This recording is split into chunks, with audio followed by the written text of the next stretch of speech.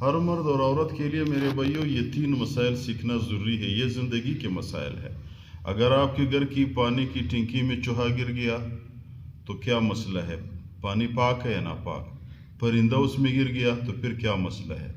اسی طرح چپل بچوں نے گرایا، پھینکا اس میں، تو اس کا کیا مسائل ہے؟ یہ تینوں مسائل ہمارے زندگی کے ساتھ اس کے تعلق ہے. کیونکہ آج کل میرے بھائیوں ہم جب شہر میں رہتے ہیں تو گھر کے اندر پانی کی ٹنکی ہوتی ہے، تو اس پانی کی ٹنکی میں پانی واٹر سپلائی سے آ کر کے اس میں سٹور ہوتے ہیں، تو اس میں چوہا بھی گر سکتا ہے، پرندہ بھی گر سکتا ہے، اور اس میں چپل بھی بچے پھینک سکتے ہیں. تو مسئلہ بندے کو سمجھنا چاہیے کہ بھائی اس صورت میں ہمیں کیا کرنا چاہیے. خدا نہ خواستہ چوہا گر گیا تو کیا کرنا چاہیے. یہ مرد اور عورت دونوں کے لیے مسائل ضروری ہے. کیوں؟ اس پہ ہم کپڑے بھی دھوتے ہیں، اس پہ ہم وضو بھی بناتے ہیں، نمازیں بھی پڑھتے ہیں، اور گھر بھی صاف کرتے ہیں. تو کیا یہ تمام چیزیں پھر ناپاک ہو جاتے ہیں یا نہیں ہو جاتے ہیں؟ مسئلہ یہ ہے میرے بھائیو، اگر چوہا گر گیا آپ کو معلوم ہے یا نہیں؟ اگر آپ کو وقت معلوم ہے کہ مثال کے طور پر ظہر کے ٹائم اس پہ چوہا گر گیا ہے اور وہ نہ پھولا ہے نہ پٹھا ہے، تو اس صورت میں آپ ظہر سے لے کر جتنی بھی نمازیں آپ نے پڑھی ہے تمام نمازوں کو آپ نے لوٹانا ہے، اور جتنی بھی کپڑے آپ نے دھوئے ہیں وہ کپڑوں کو بھی واپس آپ نے پاک کرنے ہیں، وہ ناپاک ہو گئے.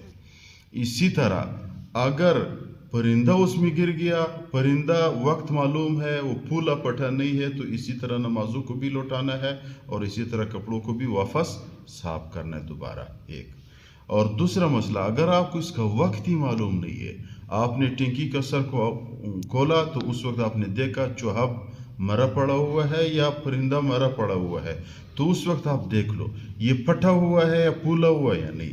اگر یہ پٹھا ہوا ہے، پھولا ہوا ہے، تو آپ اس کو 3 دن اور 3 راتوں والی نمازوں کو بھی واپس کر دو، لوٹاؤ، اور اسی طرح آپ نے جو کپڑے دھوئے ہیں اس 3 دنوں میں اس کو بھی واپس دھو لو.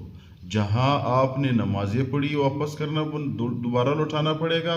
جہاں آپ نے کپڑے دھوئے ہیں اس کو واپس دھونے پڑیں گے. ایک اور اگر وہ پٹا ہوا نہیں ہے، پھولا نہیں ہے، تو پھر 1 دن اور 1 رات والے آپ نے نمازیں بھی لوٹانے ہیں اور آپ نے کپڑے بھی واپس دھونے ہیں. ایک ہو گیا. اور دوسرا مسئلہ، پانی کا کیا صورت ہے؟ پانی اس کے ناپاک ہے، بس پانی اس کو نکالنا پڑے گا. اگر اس میں چوہا گر گیا یا پرندہ گر گیا، بس ملاسم مختصر یہ ہے کہ پانی اس کو نکال دو، ٹنکی دھو لو، واپس نیا پانی ڈالو اس میں. ایک ہو گیا. دوسرا، اگر اس میں چپل گر گیا، بچے نے پھینکا یا کسی سے گر گیا. ابھی چپل کی بھی 2 صورت ہے. چپل اگر اس پہ نجاست نہیں لگی ہے تو پھر یہ پانی پاک ہے. چپل نجاست نہیں ہے، پاک صاف چپل ہے، اس پہ گر گیا، نجاست ظاہری اس پہ نہیں لگی ہے تو پانی ٹھیک ہے. جو نمازیں آپ نے پڑھی ہے نمازیں بھی ٹھیک، وضو بھی بنائی وہ بھی ٹھیک، کپڑے آپ نے دھو لیے ہیں وہ بھی ٹھیک.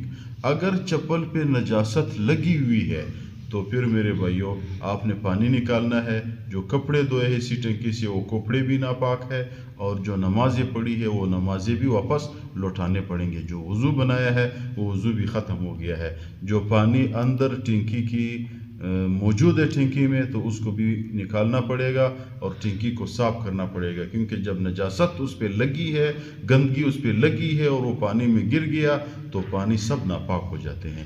یہ ایک ایسے مسائل ہے کہ ہمیں ہر مرد اور عورت کو اس کو سیکھنا چاہیے. یہ ہمارے گھریلو مسائل ہوتے ہیں. ہر گھر میں یہ ٹنکی میں، اور اسی طرح وہ اوپر والے ٹنکی میں ہم پانی سٹور کرتے ہیں، جہاں بندے اس کو چیک کرنا پڑے گا. اس کو ڈھکن بند کرنا ضروری ہے. آسمان سے میرے بھائیوں کوئی بندہ پرندہ مارتا ہے وہ آ کر کے اس پہ گر سکتا ہے. اسی طرح چوہے بھی اوپر جاتے ہیں، گھروں کی چھتوں پہ ہوتے ہیں تو اس میں گر جاتے ہیں. تو اس کو دیکھنا چاہیے، نیچے والے ٹنکی کو بھی دیکھنا چاہیے، اوپر والے ٹنکی کو بھی دیکھنا چاہیے، تاکہ نماز بھی ٹائم پہ صحیح ہو اور آپ کے کپڑے بھی پاک ہو اور آپ کے پانی بھی پاک ہو.